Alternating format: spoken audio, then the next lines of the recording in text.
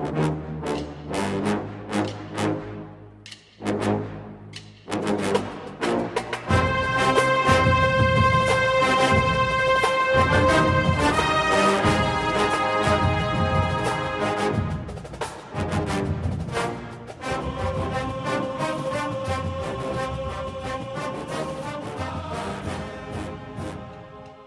morning, Bucknutters. Welcome to the Bucknuts Morning 5 here on Wednesday, January 9th, 2019. I am Dave Biddle. Here happy to be joined by Patrick Murphy. Patrick, KJ Hill is sticking around for his fifth-year senior season. I was mildly surprised by this. I didn't think he would be a second-day pick or anything like that, meaning second or third rounds. I thought he'd be a third-day pick, maybe fifth round or something like that because of his lack of speed. But KJ Hill is coming back, and that's huge when you lose, three quality receivers, especially a stud like Paris Campbell and two other guys that really contribute a lot with Terry McLaurin and Johnny Dixon. To have KJ Hill back and to pair him with guys like, CJ Saunders and Benjamin Victor also said he's coming back. Austin Mack's obviously coming back. They got some young guys like Chris Olave and some of those guys, Garrett Wilson coming in, but KJ Hill coming back is huge. Absolutely. This is a team obviously losing three very productive senior wide receivers in Paris Campbell, Terry McLaurin, and Johnny Dixon, guys that have really emerged over the last 2 years, especially this year. And so to get a guy like KJ coming back who very easily could have declared, I don't know how high he would have been selected, but he's been productive at Ohio State. I mean, he's, I think, like 40-some receptions away from taking the record that Paris Campbell just set for the most all-time receptions in a career. He's also never done it as the guy at that H-back position. He's been rotating with Paris Campbell for the last 2 seasons. So it'll be very interesting to see how it looks with him as the guy and no kind of established other player at that position to rotate. You mentioned CJ. He didn't this season, even though they talked about him being ready to go and whatnot. So I think this is huge. Obviously you're going to have a new starting quarterback next year. They're going to have a reliable slot guy, over the middle and a guy who can get out and get downfield as well. So that'll be big. Plus the leadership aspect. We saw what a big deal these guys were as leaders this year in Campbell, McLaurin, and Johnny Dixon. And I think KJ Hill wants to keep that going in the receiver room and as part of the offense. So huge deal, I think. Like you said, I was surprised that he was coming back. I thought he's a guy who had done his 4 years, even though one of them was a redshirt year, and he would move on and try his luck in the NFL. But I don't know if he didn't get the grade he wanted or if he just decided he still wanted another year at Ohio State. But it's good news for Buckeye fans, and I imagine that he can help improve his draft stock and be a big-time weapon for Ohio State in 2019. And that brings us to Kendall Sheffield and Damon Arnett. They're the two guys that still have not made their intentions known. I expect we'll hear something very soon. And I think both those guys are going to go pro, Patrick. I don't think Damon Arnett is going to get I think he might be fortunate to be like a 6th or 7th round pick. But I do think Kendall Sheffield, when you look at his speed and his pedigree of being a former 5-star recruit, and I thought he had a pretty good year at Ohio State this year. I know fans got on Kendall Sheffield, but I think Sheffield could be a second-day pick, like a third round pick, something like that. But I do think Sheffield and Arnett are both going to go pro. What do you think? That wouldn't surprise me. I think both. Well, in Sheffield's case, as you mentioned, a 5-star guy. I imagine that he was on a 3-year plan when he came in, as we've talked about before. A 5-star kid that was really highly thought of when he went to Alabama. Things obviously didn't work out there, and then he ends up at Blinn and comes to Ohio State. So it's been more than 3 years already, but he, has definitely developed since he's been at Ohio State. There's still the problems with pass interference and whatnot, but he can work on that at the NFL level. He's got all the skills. I imagine he'll test well. He's very athletic. Obviously, about his speed. So he's a guy that I could see certainly testing the waters. And Damon Arnett's interesting because I, kind of following up on what you said, I don't think he's ready for the NFL at all, but I don't know if he's going to get any better at Ohio State, especially with the guys behind him. We saw what Jeffrey Okudah looked like in the Rose Bowl, finally really looking like a lockdown corner that the Buckeyes expected from him. Sean Wade obviously played more this year and really came on. So, those are guys that you want to get more snaps and help develop, especially with the new staff coming in. So I could see Damon Arnett kind of reading the writing on the wall.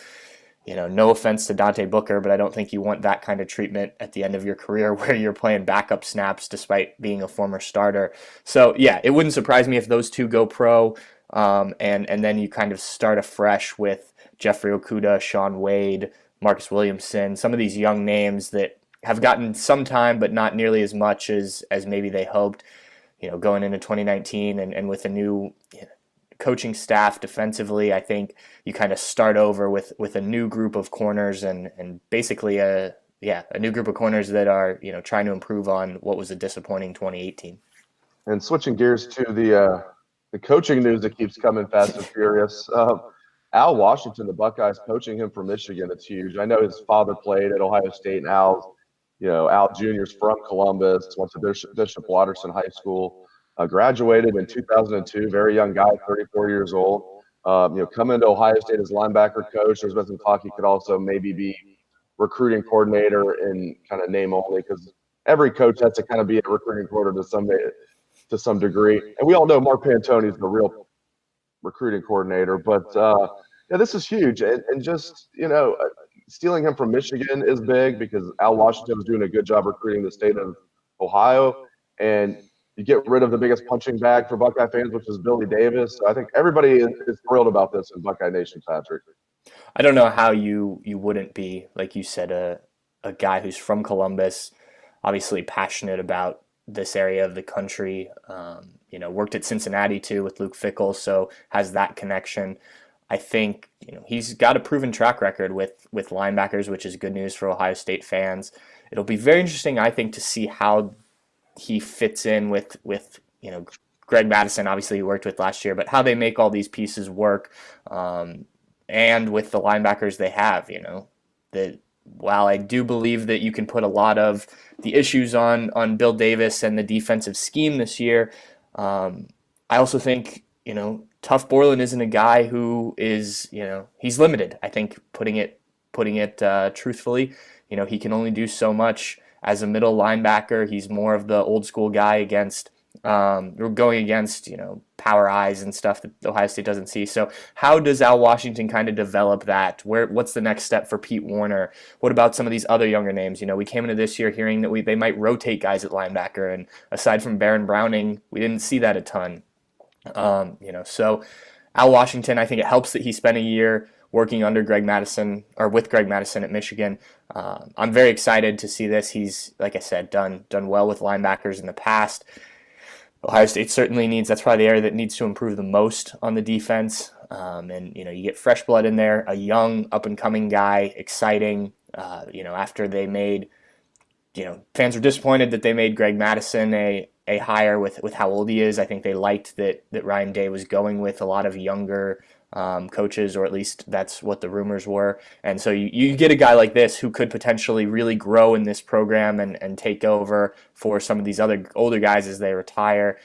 I think it's a home run hire all around. I think, especially like you said, stealing from Michigan is never going to be a bad thing for Buckeye fans.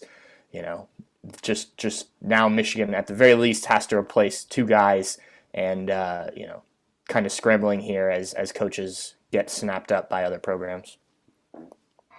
Yeah, and obviously the Buckeyes now have one more coaching vacancy to fill on Ryan Day's staff, and a lot of people thought it would be a cornerbacks coach because corners coach. A lot of times that sounds like quarterbacks, but I'm talking cornerbacks because obviously Taver Johnson, as we've reported on Bucknuts, will not be back.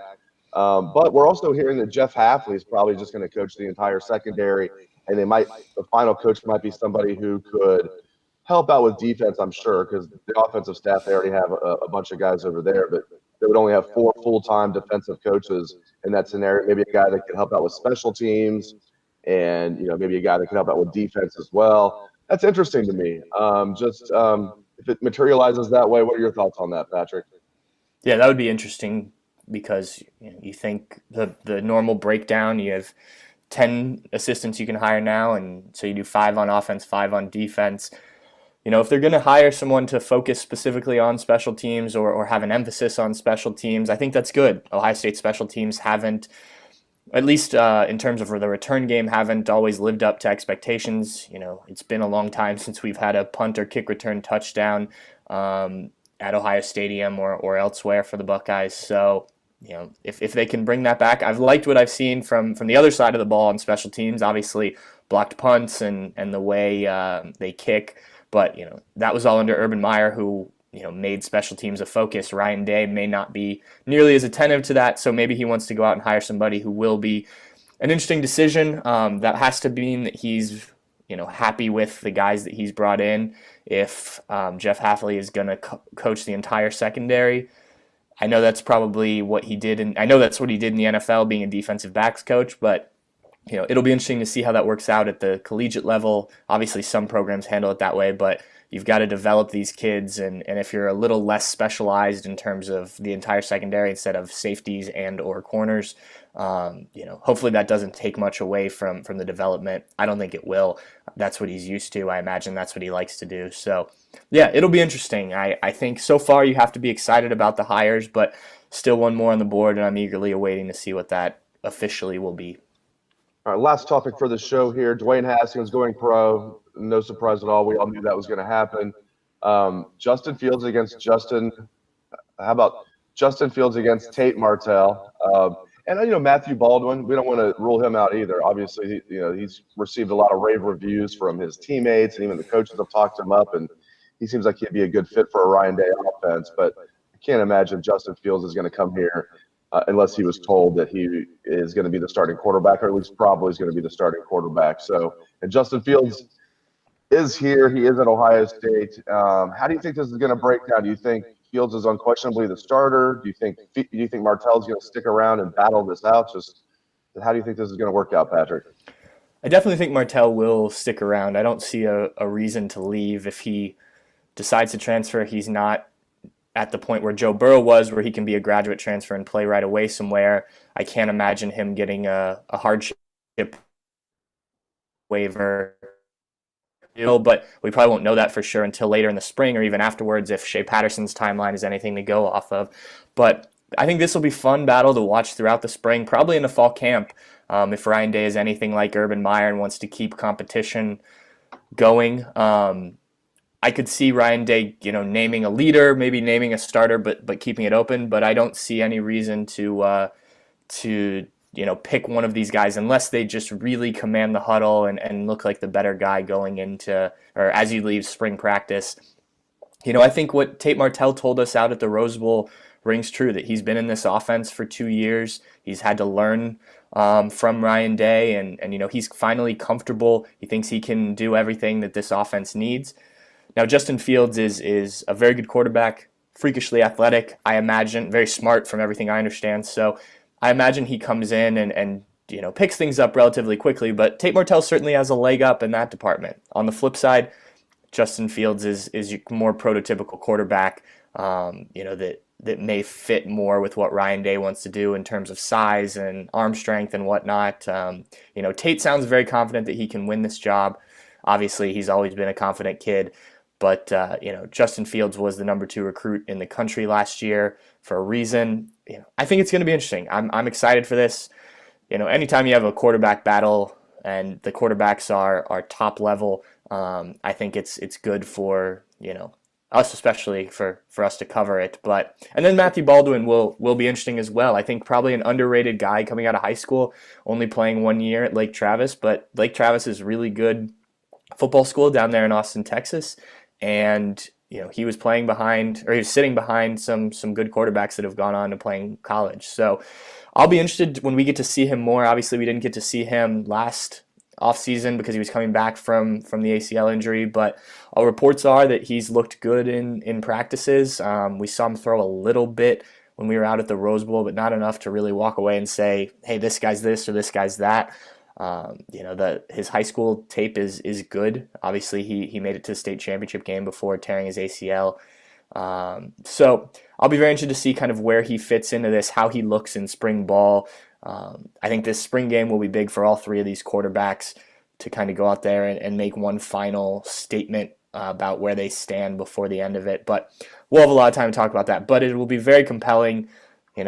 We obviously saw that last year with Joe Burrow and Dwayne Haskins, and we'll get to cover another quarterback battle this year. It's always fun. It's always, and just covering the Buckeyes in general, it doesn't lack drama at all. Days of our Buckeyes, as I like to say. Right. Well, great stuff from Patrick Murphy, and I really appreciate it, Patrick. And thanks to all the listeners out there for tuning into the show. I appreciate that as well. I hope everyone has a great day. Let's hear that Buckeye swag, best damn band in the land.